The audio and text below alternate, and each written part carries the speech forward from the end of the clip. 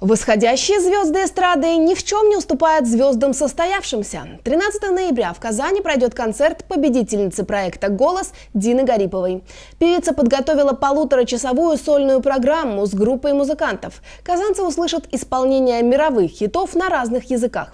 Вот только стоит удовольствие недешево. Цена билетов 2-3 тысячи рублей. И это очень возмущает казанцев.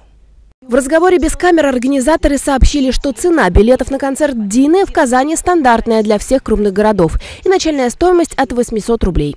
Но самые дешевые билеты раскупили еще полгода назад, когда о концерте только заявили. Дина выступит не одна, а с целым коллективом музыкантов и на самой дорогой в Казани площадке «Пирамиде». На данный момент в кассах пока еще есть билеты и по 1800 рублей. Однако казанцы не готовы расставаться с такой суммой денег.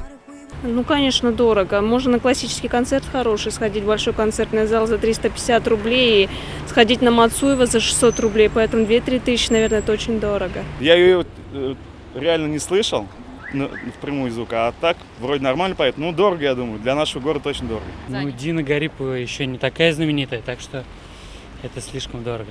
Я не пойду, скорее всего. По словам казанцев, даже звезды более высокого полета порой стоят куда дешевле. Кстати, для сравнения, стоимость выступления Дины сопоставима с запросами уже состоявшихся звезд.